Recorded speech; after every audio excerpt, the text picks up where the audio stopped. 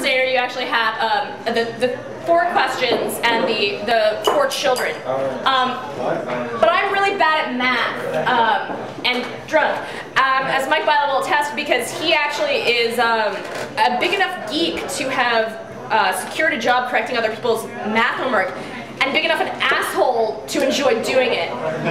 So he can attest to my poor math skills. But so I'm just going to do 3 questions and 3 children, and I hope you guys will. See on our problem set. Please. Yeah, fuck you. All that sex later, and you kicking me to 85. Go to hell. So, you know, what's with all the lawyer jokes? The first question goes at RumpRoast. What's with all the reference to lawyers?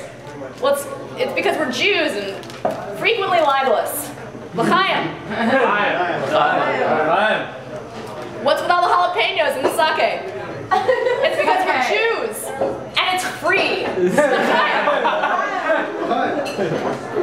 Why do we recline this night in the future? It'll be because we are probably going to be too drunk or drugged up to stand. L'chaim. The next step in the Seder / RumpRoast is actually going to be the shocking one. I'm going to offer to you my nominations for next year's board as venerable mother / lactator of Rumpus. I have a class in the Passover Seder. You have 4 children. Again, I can't remember the 4th, but you have the wise child, who on the Rumpus staff e-board I would probably qualify as the responsible one. They're often the publishers. We're probably not that funny to begin with, but we are the only ones who are presentable enough to get ads sold. In this grand tradition, I offer you Ben Warner, if you remember him, the famous cuddly Jew of Rumpus staff. What a pussy. Myself, I'm obviously not that funny. Mike Bilo, again, he spends too much time jerking off and doing equations. But he can sell some ads, apparently. I'm drunk, so I also included Hannah in this category because she actually does layout, which is more work than any of us have ever done in the service of Rumpus. Forever. I skipped Brian House. Not that funny, but I mean, he's getting us free booze right now, so who's really to complain? And I would like to nominate for next year, and I hope the e-board will take it under consideration, Bobby McFadden, with his blithe obliviousness to the fact that, like, of all the Rumpus staff, he's the only one who isn't blackout at the end of a night, and his, like, genuine hope. Still There we go. The next, the Wicked Child, or as I like to call it, the funny person / the Rumpus staff e-board in charge of race relations. Mike Dunham for his, in the tradition of Rumpus, Mike Dunham for his really offensive use of Ibn Makfry as the Rumpus motto, which in case you're wondering, is German for work will set you free, and was emblazoned above Auschwitz. This was before Rumpus went really Jewish. Sam and Lacey. Sam for just his absolute disregard for the quote-unquote shitstorm that anything that came out of his mouth would get us into. Kyle Matthews, because only for the race relations bit, because he's the only person who let us get away with everything we say, being both black and gay. We pretty much have all our bases covered. Kai, I didn't really know where else to put you. Your shirts are kind of gay, though, so I get to fit in the same category as Kyle. And for next year, I'd like to nominate Reese, again, for the race relations aspect of it, because you blatantly masturbate in a Confederate flag, and again, sound like the guys from Deliverance.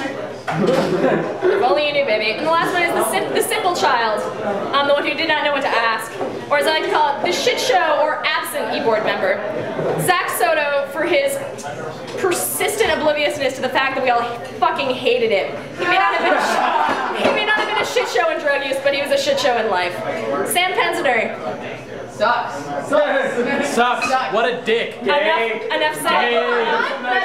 Sam Pensider. He made my life hell.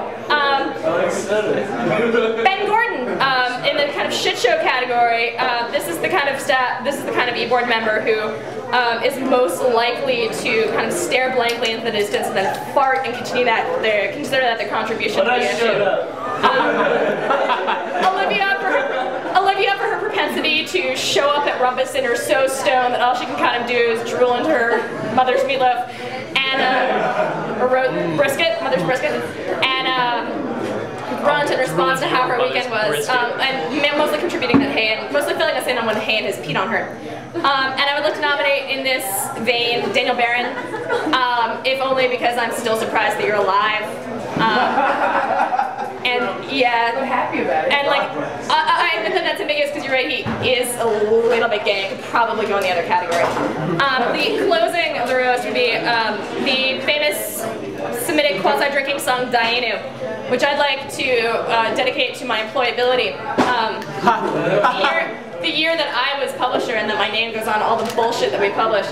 Dime a dozen. Had we not libelously accused Beta of being a racist. Dayenu. You mean date rapists? Date rape. What did I say? Racists. They're probably that too. Oh, that's projection. Had we not published the Cunnilingus article and gotten me de facto banned from the Women's Center for the rest of my life. Had we not caused the BS campus, and here I quote Sam Heller, shitstorm in relationship, in race relations? In campus history, sparking an entire year of self-reflection to the point that we all want to vomit. Also, Dayenu.